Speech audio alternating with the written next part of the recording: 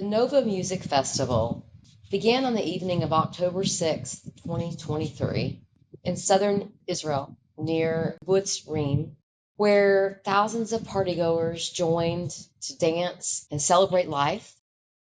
On the morning of October 7th, over 3,000 Hamas terrorists breached Israel's security fence and entered Israel to commit a number of attacks, rape, murder, torture, kidnappings. Members of Hamas's elite Nukba force, their military elite group, attacked the Nova Music Festival, some coming on paragliders, some coming on motorcycles, some coming in vehicles, pickup trucks, and indiscriminately fired on thousands of the festival goers who were attempting to flee. Even this doesn't lead to outright panic. Rocket attacks visible here are a regular occurrence in this part of southern Israel. About 10 minutes later, and some start heading to their cars. The decision of when and how to leave the festival would mean life or death for many.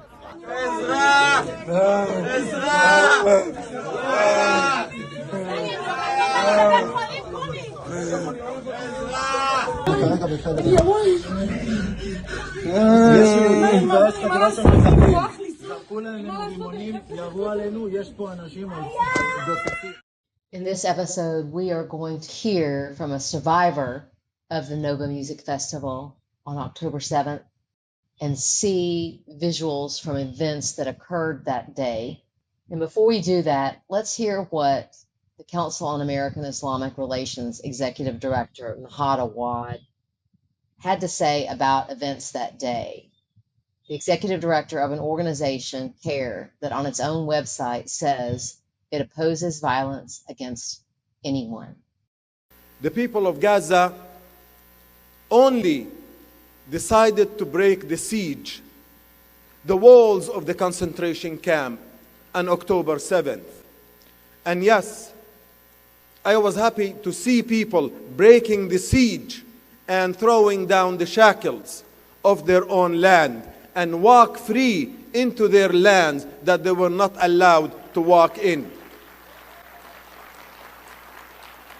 And yes, the people of Gaza have the right to self-defense, have the right to defend themselves. And yes, Israel as an occupying power does not have that right to self-defense.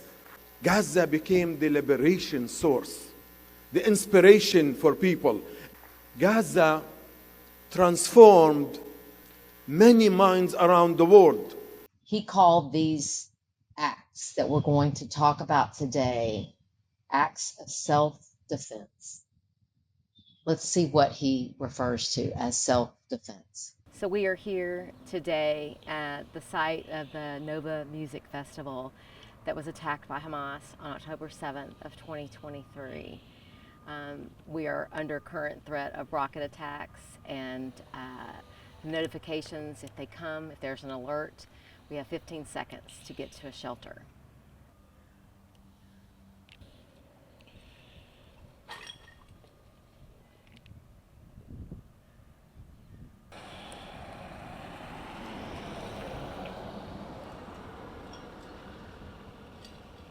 This was a dance floor at the Nova Music Festival where thousands of people danced and sang and celebrated life. Behind me, you can see memorials to those who were victims of a vicious terrorist attack that was unanticipated mere seconds before it happened. Okay, so my name is Jenny. Now I'm 43 years old. I'm a social psychologist. I'm a doctoral candidate in gender studies. I have 2 little girls from previous marriage. I'm divorced.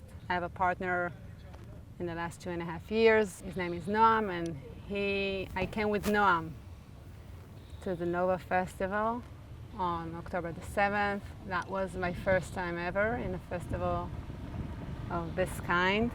Then I was 41 years old. So that was my first time in a festival of this kind. I love dancing very much. I love trance music very much, and didn't have a lot of opportunities in my life going dancing. So So when I met Noam, it was like, yay, I'm gonna dance, because Noam is a great partner for dancing. And actually that was a birthday gift. I bought 2 tickets as a birthday gift. So we came here around 1:30 a.m.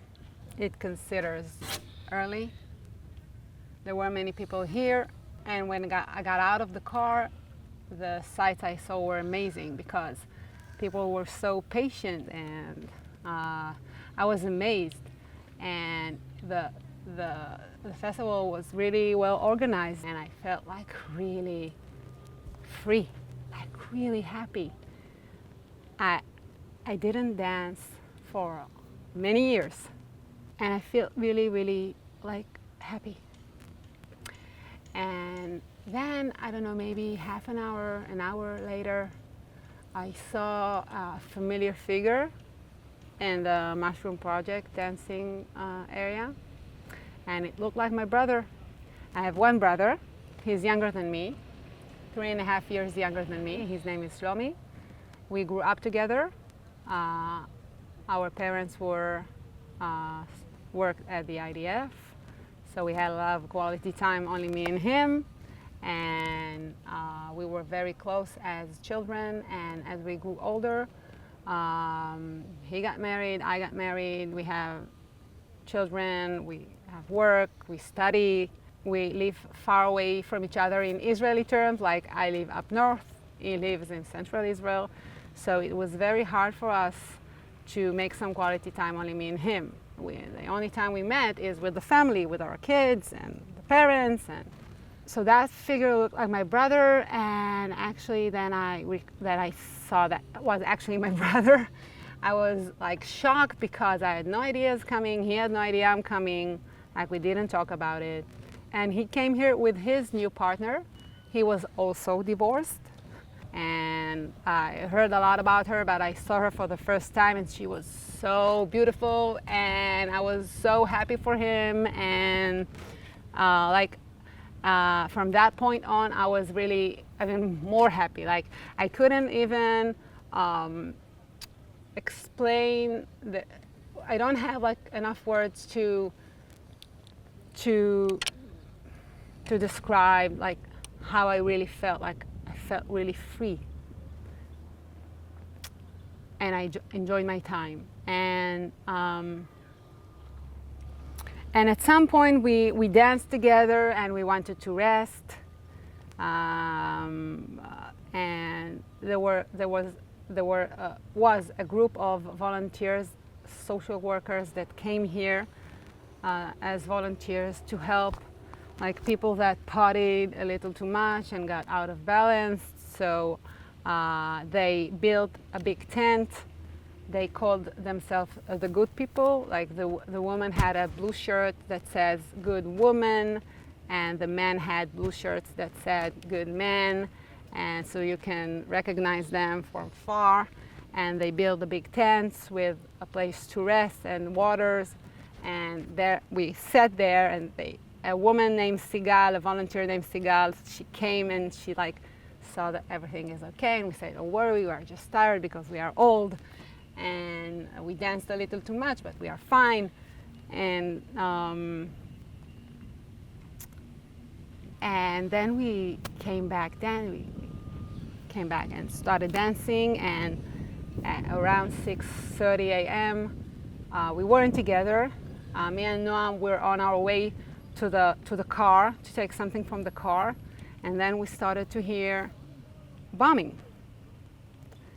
And the music kept on going, no alarms, nothing. And I thought that those were fireworks. I didn't look at the sky, only heard bombing. And I said to Noam on the way to the car, I said, are you kidding me? They're doing fireworks? Wow, it's amazing. And Noam says, nobody does fireworks in trance festivals. It can't be fireworks. And then we looked at the sky. And then we saw the missiles, and we saw the Iron Dome targeting the missiles. But we are used to it here in Israel. So it wasn't like such a rare sight. And because we are used to it, we weren't that afraid. And the music kept on going. So we know like it's a 5-minute, 10-minute event, like a few missiles, like Hamas is trying to frighten us. Okay, we're used to it.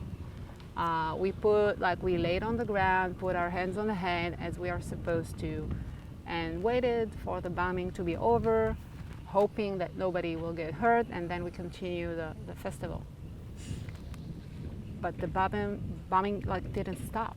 The missiles kept on going, like one more and more and more and more, and I'm like, it's not that usual. What is happening here? It's not a usual bombing. And then the music stopped,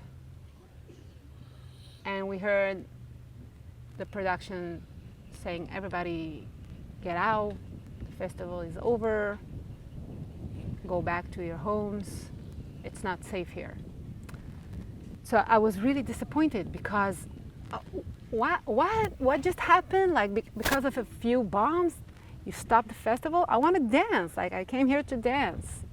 The four of us, me and Noam and Shlomi and Lily, we decided to wait at the parking lot until the bombing will be over, because we thought that this is an Iron Dome situation and we need to wait so we can go back home and that's it. And now I know that by 7:15 a.m., Shlomi and Lily decided to go back home.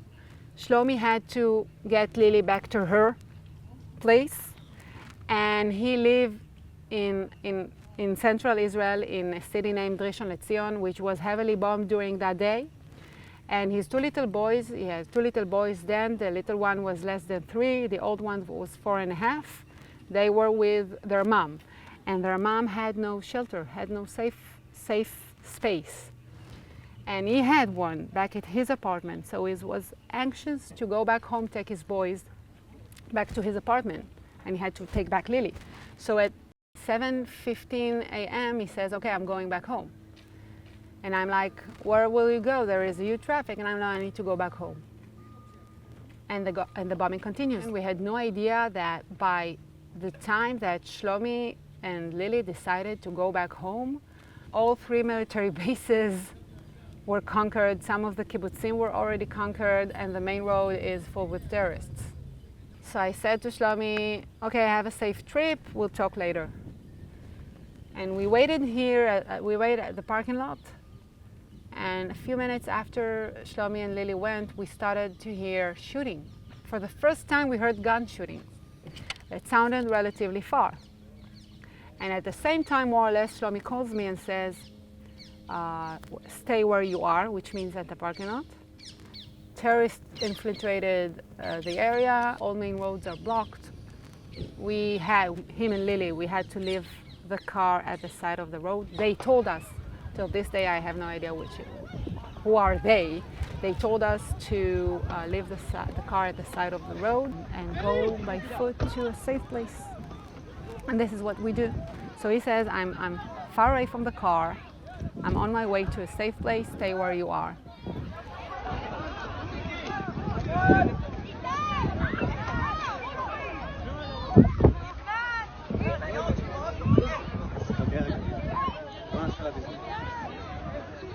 And I'm like, okay.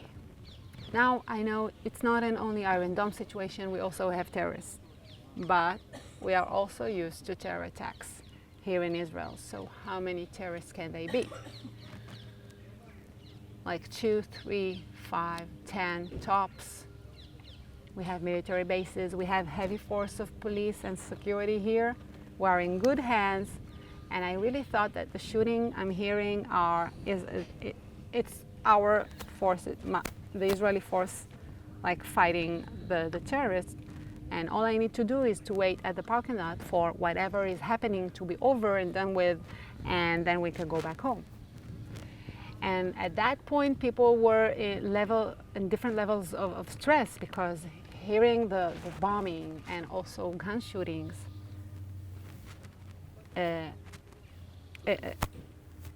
you feel like you're afraid. And what me and Noam did naturally, like we said, okay, people, we thought we need to wait for for the Israeli force to kill the terrorists and we can go home. And we decided to lower the level of stress and to put some trance music.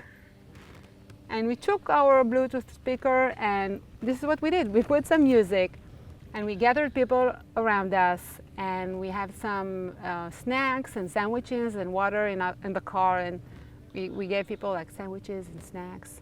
And one of the people that came and heard the music and came was a bartender that worked here. His name is Ori, and I have a video of like the music and the shooting, like, and then soon enough we realized that the shooting are getting closer and closer. We didn't see any terrorists yet at that point, but we decided that we don't want to take the chance. We took the car and drove towards the main exit, and we stopped a few meters before the exit because the road was full with cars and we had no place to go, and it felt like we got away from something that happens here at the festival premises, and all we need to do now is wait for whatever is happening here to be over and done with, and then we can go back home. And I talked with my parents and I told them they had no idea me and Shlomi were here. I told them I'm at my place. Shlomi told them that he is at his place. I exchanged voice messages with Shlomi trying to find out where he was, and he said I can't really explain where I am because I don't know where I am. I only know that I'm far away from the car. And then I heard Noam screaming, like, we are being shot at, end of the car, we need to run, we are being shot at. And I'm like, what? Are you kidding me? Like, what do you mean we are being shot at? And then I realized that I'm actually being shot at. Like, the terrorists entered, they surrounded us, actually. We ran from the festival, like, towards the exit, and then they came from the main exit back to the festival and started shooting everybody. What we did is actually we ran back to the festival running from the terrorists that entered from the main entrance. But we came back to a killing zone. Like, people were already butchered inside the festival. And we heard people, like, a lot of people ran back to the festival by foot in their cars, and we heard people screaming, we are being shot at, take us out, like, let us inside the car, take us out, take us out. And this is what we did. We had a 7-place car, and every few meters, me and Noam, like, stopped and took one more, two more. A total of 15 people, including me and Noam. One of them screamed at something happened to her husband, and she has 4 children, and she begged us to take her back home. And she said, I don't know where my husband is, and I don't want my children to stay orphan, and please take me back home, take me back home. And somebody shouted, I was shot at, take me to the hospital, take me to the hospital. And like, we stopped the car and he got in, and I was sure that all we need to do is like find a connection point. We drove inside a forest, and I was sure that all we need to do is find a connection point to the main road, and from there back, like finding Shlomi back home, going back home. And I told that mom, the mom, I told her, don't worry, we'll take you back to your children. And I told the wounded man, I told him, don't worry, we'll take you back to the hospital. We drove a private car with 15 people. We need to dodge not only bullets or terrorists, but also like stones and potholes. And at some point we had to stop. You saw a figure between the forests. We had no idea if it's a terrorist or somebody that needs help. And now looking back, I know that was a terrorist. But we didn't know at that point, and there was a van behind us, and that bypassed us because we stopped, and people are running. it's not a good time to stop. And the van that was behind us, it bypassed us. And then we drove behind the van.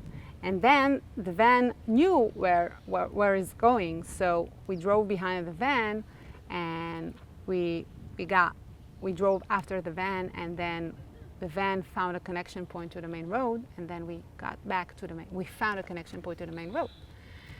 And we were sure that this is it. This is it. I'm like, I want to call Shlomi, ask him where I was, and take everybody home, and that's it. And we started driving, and soon enough we realized that the main road is full with terrorists. Like, we are being shot at constantly in all kinds of ammunitions, not only guns, not only bullets, and we got to the terrorists. They blocked the main road in all kind of spots, and we got to one of their blockage, and we had to stop the car because we couldn't continue with the car, and we all 15 people, including me and Noam, we got out of the car and started running by foot. And then I realized that all those who were in the van that bypassed us, and actually we drove behind that van, he stopped a few meters before us, all the people that were inside the van were shot. So that could be easily us. And we started running. We were actually like sitting ducks. At some point, my vision became selective. That was my way of protecting myself. What do I mean when I say selective? It's like I heard everything. I heard people screaming. I heard the terrorists. I heard people crying, but I couldn't see the terrorists, and I couldn't see the bodies. And at some point, Noam froze, and I'm like, why are you stopping? Like, we are being shot at. I screamed at him, we are being shot at. Why are you stopping? Like, and only when we talked about it, a few days later, he said that he stumbled the body. And my vision was so selective that I stood next to him and I couldn't see the body. And that was my way of staying in control. So this is what helped me to stay in control and continue running and looking for a hiding spot. So he came to his senses, continued running. Then we heard a big explosion. We fell. Our ears started ringing. And then Noam, that he was in combat, he said that an RPG missile fell right next to us and missed us by a few centimeters. And I'm like, okay, I have my body is, I have my head, I have my legs, I have my hands, I can keep on running. We kept on running. I'm fast forwarding because a lot of things happened, but eventually we found a bush. We hid inside a bush. It's like branches and leaves. It's not a bulletproof. It's not a shelter. It's a bush. A lot of people hid inside that bush. I laid on the ground, and the shooting all around me, and I'm like, I'm really scared, but the first thing I'm doing is I open my phone and I can't talk. So I sent a text message to Shlomi at 8:37 a.m. asking him if they are still okay. And 10 minutes later, he writes back and he says, "We are fine, where are you?" And I was so caught up by the shootings that I didn't realize that he asked me, where am I? Not that I could explain where am I. Said I'm inside a bush. So I said, we are fine, closed the phone. And I said, okay, Shlomi is fine. Now my mission is to stay out alive. This is what I need to do. I need to get out alive, take Shlomi and go back home. And then we heard somebody shouting, all those who are here, it's not safe. The place is full with terrorists. All those who are hiding here, get out of your hiding spots and run to the other direction.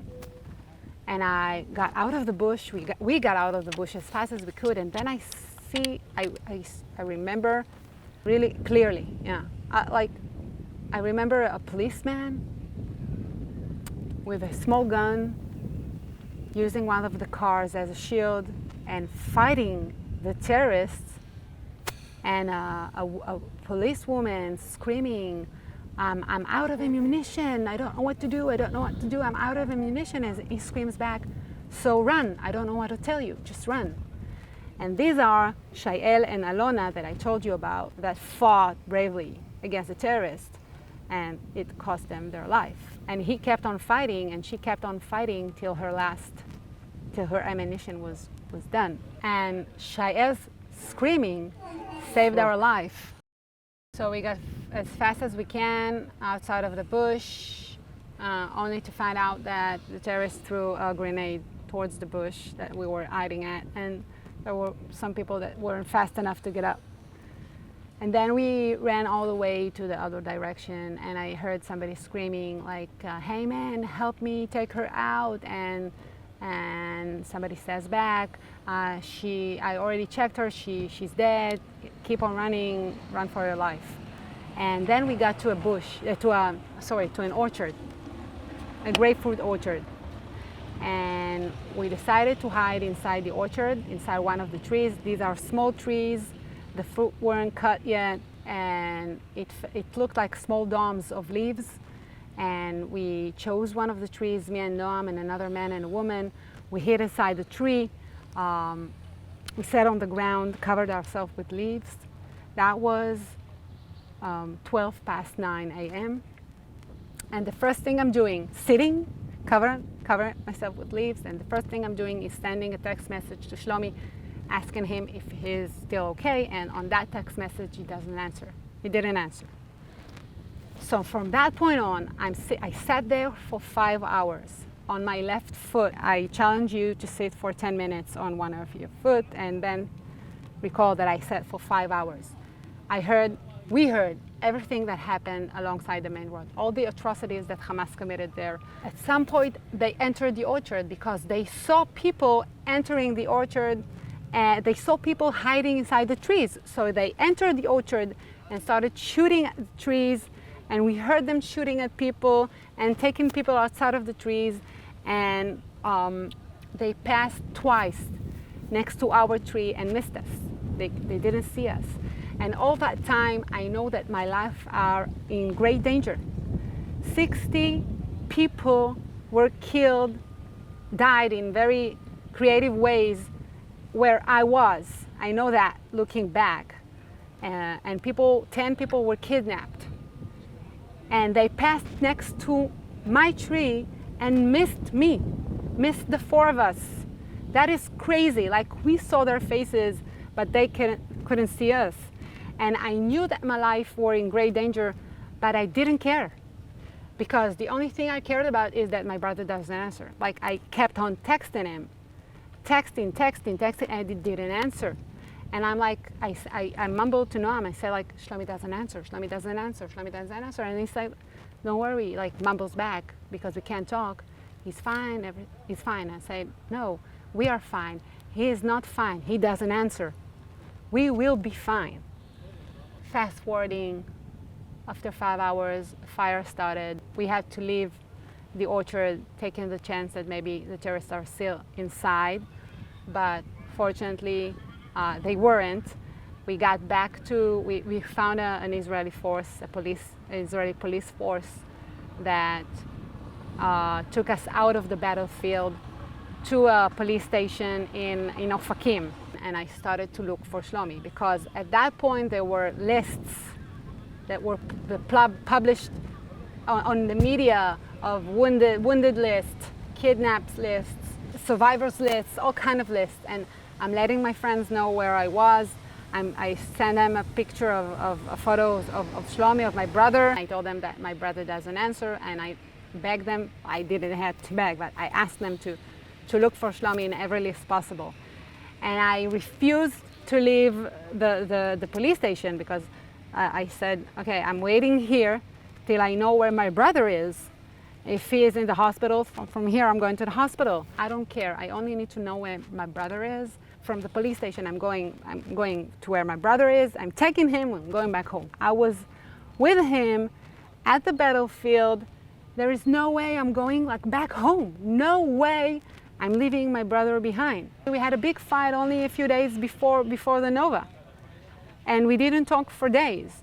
But no matter what, whenever I needed my brother, it was always there for me and the other way around. So there is no way I'm leaving him. And at some point I had no battery. There was no charger at the police station. And a policeman came to me and says, we are starting a curfew. No one can get out, nobody can get in. And I didn't care that nobody can get out because I didn't want to get out. But I did care that nobody can get in, which means two things. Nobody can get in with a charger, and Shlomi, maybe he will come somewhere else. And if Shlomi will try to call me, or any new information about Shlomi, and I don't have my phone, this is the reason I decided to get back home. And in some ways, going back home was harder for me than actually having my life in risk, because it's like leaving your loved one behind you. It's like abandoning him. We looked for Shlomi for 7 days until we got the knock on the door that says that my brother's body was identified. And a few months after that, the trees that you see behind you, family came to plant trees to commemorate their loved ones. And when my parents came here to plant Shlomi's tree, my mom, she looked at the sky, like talking to my brother, to Shlomi. And she said, look, we won. Where they killed you, we are now planting a tree. Shlomi is not the only one who died, because also his girlfriend, Lilia, she was killed also, and also the social worker that came to talk to us in the tent, her name is Sigal, she was also killed. And also the bartender that heard our music here at the parking lot and came and ate one of our sandwiches, he was also murdered. And the woman's husband, the woman that screamed, I have 4 children, her husband, Shai, is also dead. We don't know what happened to Shlomi. This is crazy. We have no documentation of what happened to him. We don't know where his body, from where her body was picked. It was such a chaos here that the only thing that was the most important thing was to check the bodies to burial. A lot of people came here to volunteer to find bodies, and so there is nothing that is documented. So, and we didn't even recognize the body ourselves, because my mom, when she came to the rabbi and she asked him to open the casket to see if that is her son. And he said, trust us, this is your son. He was identified by DNA. And he said, okay, but I want to see him. And he said, I strongly advise you not to open the casket. Remember him as it was. And she really insists, and the rabbi insisted back and says, I'm not doing that. I'm not opening the casket. So we didn't even saw what happened or how his body looked like. And so we have no idea not what happened to him, where he was when he died, and what happened to Lydia also. It's terrible. So this is my brother. This is my brother Shlomi. I'm just gonna read because I'm too emotional. So he was a devoted father, a loving son, supportive brother, of course, dear friend. He was a senior staff software engineer in a well-known American company named ServiceNow. He was highly appreciated. He loved basketball very much. Me too. He was a talented photographer. He believed in self-fulfillment and the pursuit of meaning. He was a musical genius. He had a lot of knowledge about music. He was like a human encyclopedia of music from all genres and all periods. And actually came here to this festival because he loved trance music, but he also loved classic music, the 60s, like blues, jazz, Israeli music, rock and roll, everything. He was brutally murdered, and he has 2 boys. The little one was less than 3. The big one was 4.5 when he died. My brother is real. It's not it's not a fake number. Like, this is his face. This is his family. This is his story. He is real. Lilia, his girlfriend, is real. She's not a fake number. It's not an AI video. She was 38 years old. She has twins from a boy and a girl, twins from previous marriage. She is a doctor in biochemistry, and she was on the verge of developing a protein that was supposed to help diabetes. You were cruelly taken in the heart of a celebration of life, but they cannot extinguish the love that remains, the memories, and all that you were, a rare soul. We continue to live also for you, to remember, to tell, to love, to do good, because that's what you would have done. Always with us in our hearts, in every breath.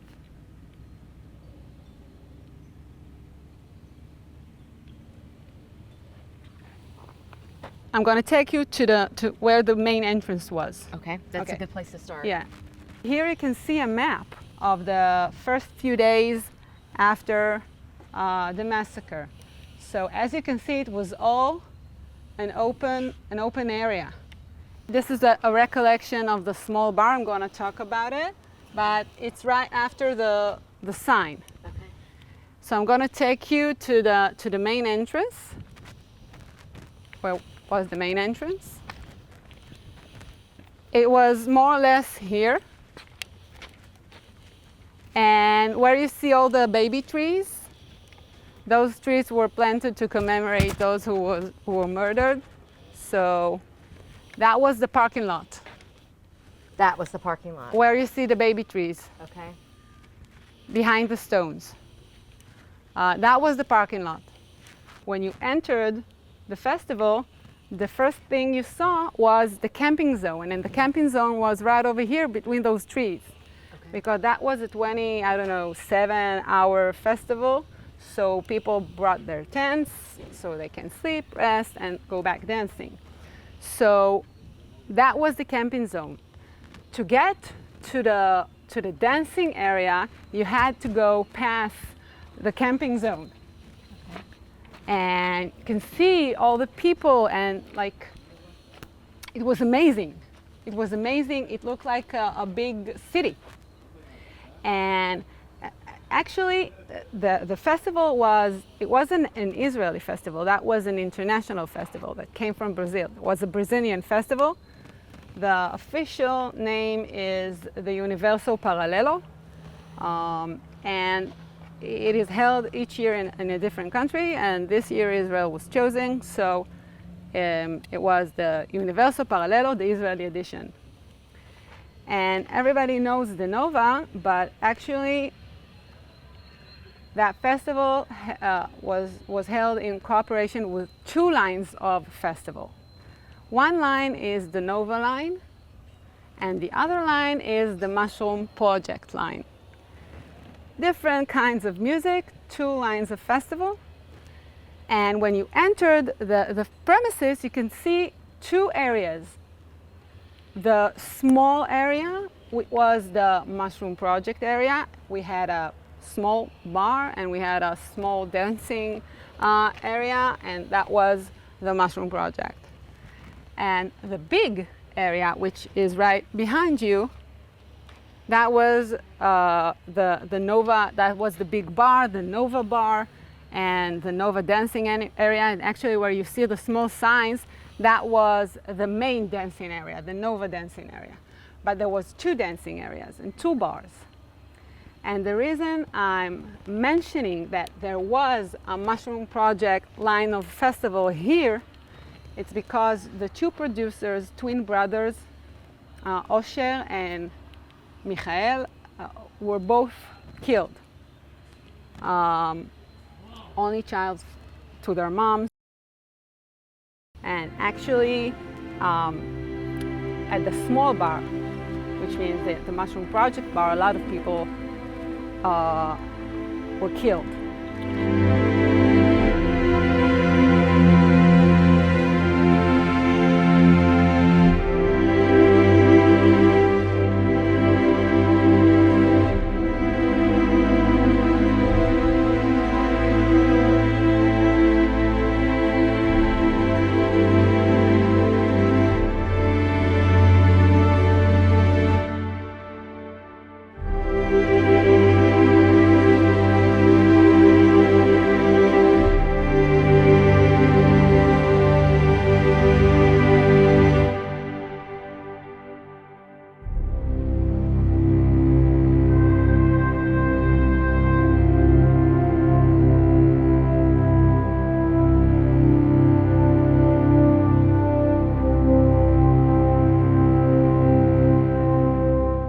I'm walking you through towards the main dancing stage, which is the Nova dancing stage. This is a replication of the DJ stage. So the main DJ stage was here, as you can see, the main stage, okay? And that was the main dancing area. So all those videos that you can see people dancing, like their last dance, the last track that they danced, this is where they were. So we had like a headquarters of police force, security force, and medics. And I'm going to take you where the headquarters was. People died there while waiting for treatment. Like people that were already shot or hurt in some ways came to the headquarters to get some treatment and to notify the police and the security, and then the terrorists just entered the headquarters and killed all those who waited here for a treatment. Who thought they were going somewhere safe where they would be taken care of. Mm-hmm. Now you can see here all the photos of the policemen and women that died while defending us. A lot of brave policemen and women that took their life, put their life in danger to save us. So this is all those who died while protecting us. You can see here all those who died here at the headquarters. Policemen, women, and also civilians. Actually, Bar, she came here after she was shot. And she came here to get the treatment, and Liron was one of the people who came here to dance, but she was a paramedic. She didn't came here as a paramedic. She came here as a civilian who wanted to dance and enjoy her life, but she didn't know Bar, and she treated her wound, and she waited here, although she saw the terrorist coming towards here, and she still stayed here, and it cost her her life. She stayed here to treat people. See, this is Bar, and this is Liron. Bar and Liron. So There were people that escaped to the ambulance, assuming that the ambulance is a safe place and the ambulance can take them, or maybe the ambulance can take them towards a safe place, maybe to a hospital. And I think more than 20 people hid inside the ambulance that was here. The terrorists threw a missile towards that ambulance, and 18 people, men and women, died inside that ambulance. And actually, the mission of recognizing those who died inside the ambulance was very difficult, because some bodies, the only thing that was left from some of the bodies were teeth, and some bodies were melted together and were buried together, and that is why months after some were buried, the families had to open the grave and find out that their loved ones were buried with another man or a woman. One of the most known stories is a father that came here with his daughter, Arik and Ruth. His daughter was on a wheelchair, and he came here with her so she can dance. They recognized Ruth's body inside the ambulance, but they couldn't find her father. And the family said there is no chance that the father will leave his daughter. So he was probably inside the ambulance. And only after a while, they decided to open Ruth's grave and found out that Arik was buried with Ruth. All 5 of them were friends from high school, I think, came here together and died together. So this is the ambulance. Here you can see the ambulance. 18 people were murdered inside that ambulance. Specifically, Sharona, she has two children, a boy and a girl, that are now orphans from mom. And I know her family, so this is Sharona. She left a husband, a mom, and 2 children. A lot of people were murdered inside that bar, and you can see the photos of all those who were murdered in this bar. As you can see, we have photos of how it looked like. I